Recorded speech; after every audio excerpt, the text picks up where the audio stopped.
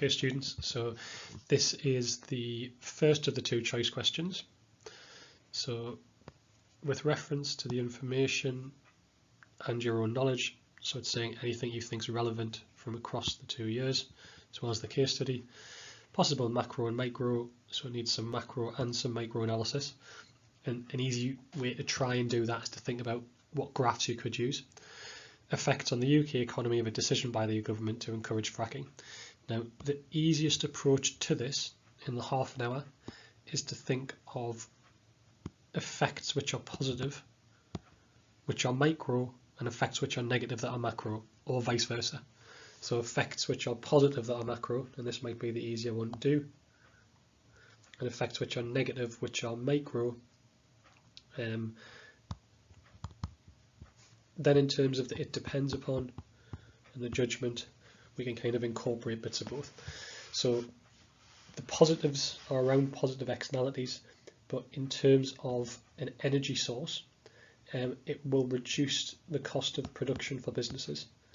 And if we are using a short run aggregate supply graph, then it will cause a shift outwards in short run aggregate supply, which will bring down the price level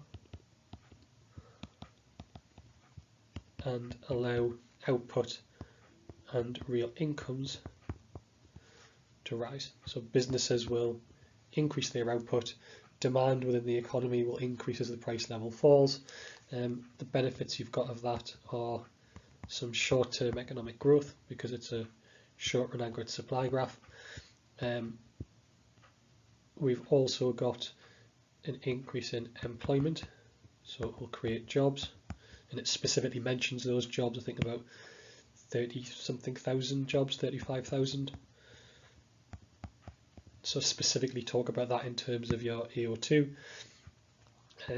It will reduce the price level, so it will hopefully bring the UK more in line or closer to its target of 2% of inflation. We're currently above that. It will also make the UK more internationally competitive as the cost of our exports will rise. Well, export prices, the average export price will go down, so that might also improve the balance of payments. So we've got all the kind of main macroeconomic objectives analysed there along with the graph. Like I say, you could do a micro positive on that side if you're going to do it around positive externalities, but I think that's the easier way to do it, positives on the macro economy. In terms of the negatives, then it'll be easier to do this from a negative externalities. So it does mention earthquakes and it does mention leaks of natural gas, so that would be your AO2, so the leaks of natural gas, and that leading to the external cost of climate change, but also earthquakes. So you would analyse this as a negative externality, social cost greater than private cost. So the cost of natural gas would be too low, the quantity consumed would be too high, we would not be at the socio-optimum. You've got your negative externality, and you'd analyse that in terms of the market failure. There's a loss of allocative efficiency, but then you've also got that cost on the third party, not paid for. You've got the welfare loss in the graph, so just your standard analysis of why something is a negative externality and why the negative externality leads to a loss of allocative efficiency, analysing the prices and quantities used in the graph. In terms of the it depends upon point, one of the nice things to link this to is the previous question in terms of its impacts on investment in other more sustainable types of energy, so especially on solar and nuclear, which it mentioned in the case study and in the last question, that it might be an opportunity cost, and the change from, say, coal to natural gas is not as beneficial as a change from coal to solar. So the fact that this is a short-term benefit, or these benefits on this side are quite short-term in terms of the boost to economic growth, but these negatives tend to be longer-term, and especially if there's a lack of investment in more socio-optimum, which potentially solar power is, forms of energy, which may take longer and may be slightly higher cost in the short term, but in the long term the benefits are greater.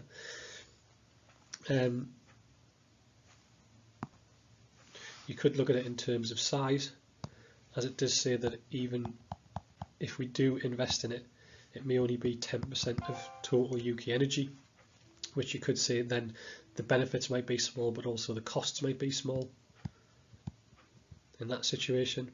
You might also look at what it might depend upon.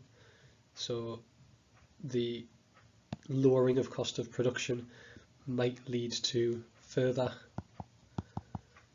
business investment in the UK, so it might encourage FDI, and if that happens then it might lead to even more benefits in terms of a larger amount and potentially even an increase in long run aggregate supply as well as short run aggregate supply.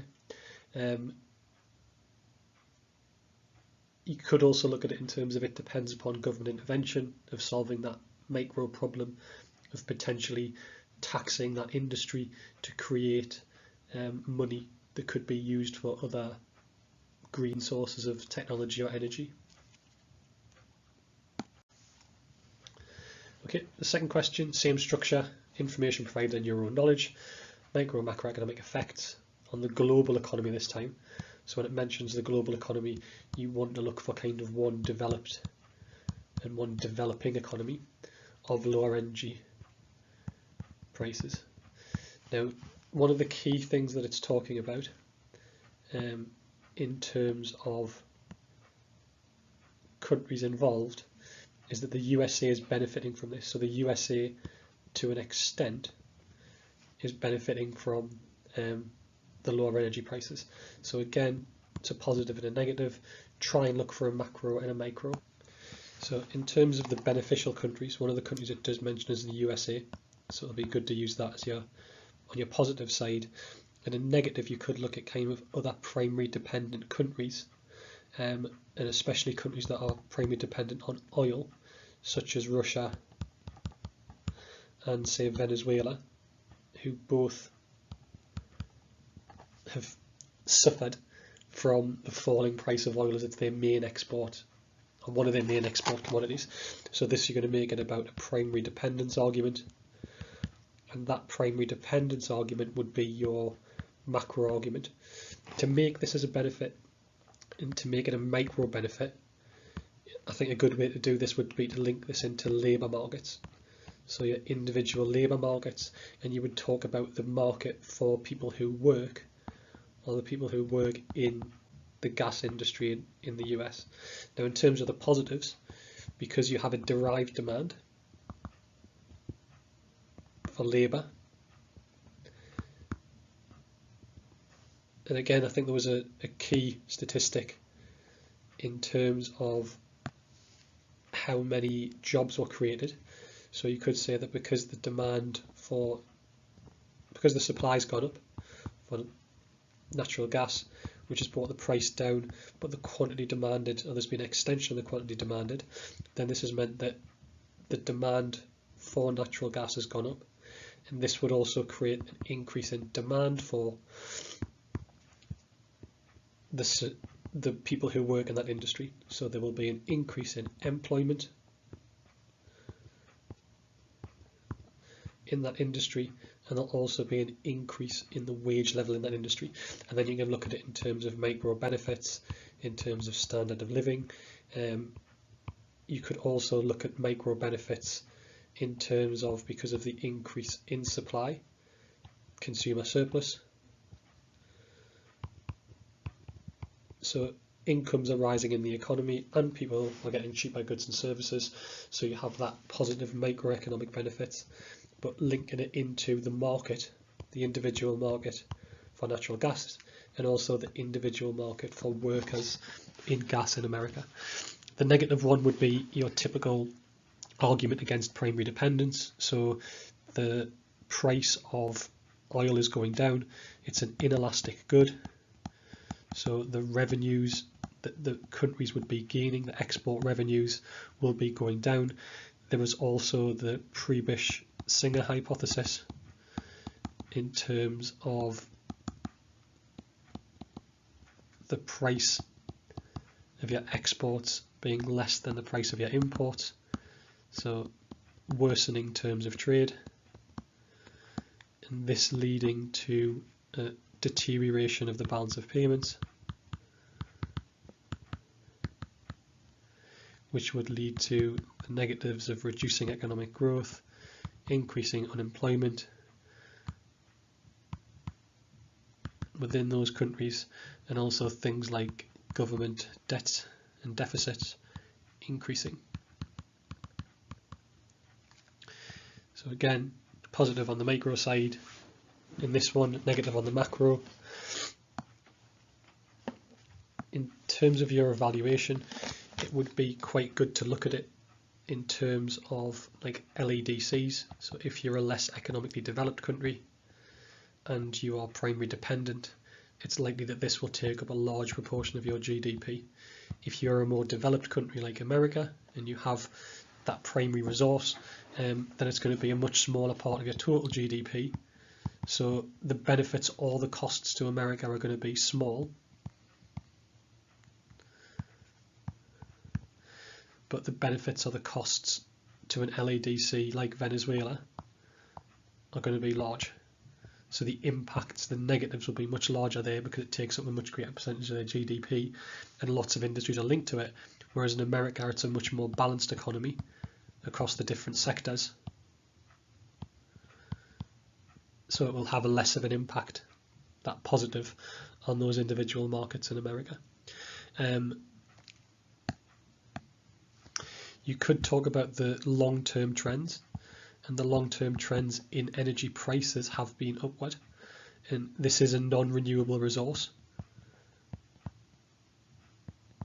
In terms of gas, even though there's an increase in supply in the short term, so you could say that these benefits and costs are more short term, and the longer term trend is that prices will start to rise again, and when they do, America will benefit from the higher prices as well, but the negatives or the downsides for those other countries will start to reduce, and we're kind of seeing that to an extent. Currently oil prices are starting to rise again. You might also talk about it depends upon interventions. We know about OPEC, and if they are seeing oil prices falling as they did, they might start to collude in the market again and try to determine oil prices and push them higher up.